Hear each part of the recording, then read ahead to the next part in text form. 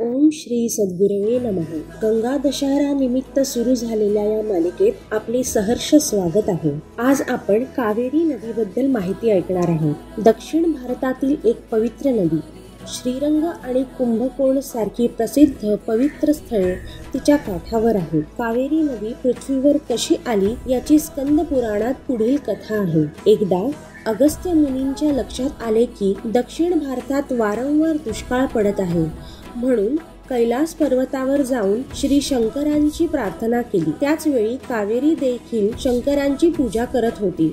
शंकरांनी अगस्त्य मुनींचा कमंडलू कावेरीच्या पाण्याने भरला। पुढे अगस्त्य मुनींच्या कमंडलूतून ती दक्षिण भारतात प्रवाहित झाली। कावेरी नदी एक सिंचन प्रणाली आणि जलविद्युत निर्मितीचे स्रोत आहे।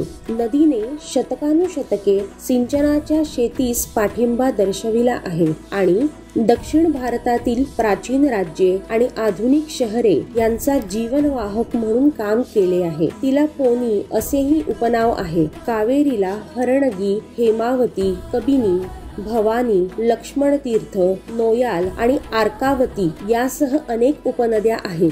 तामिळनाडू, कर्नाटक, केरळ आणि पुडुचेरी असे करत कावेरी नदी बंगालच्या उपसागरात मिळते आणि तिची एकूण लांबी 805 किलोमीटर आहे। कावेरी नदीच्या पाण्यासाठी भारतीय राज्ये अनेक दशकांपासून एकमेकांच्या विरुद्ध होती। नदीचे पाणी हे जीवन असून सगळ्यांवर त्याचा समान अधिकार असतो आणि समतोल साधून सोडवणे हेच उचित ठरेल। अशाच अनेक तीर्थांची माहिती मिळवण्यासाठी आमच्या YouTube चॅनलला सबस्क्राईब करा आणि Facebook आणि Instagramवर आम्हाला फॉलो करा। धन्यवाद।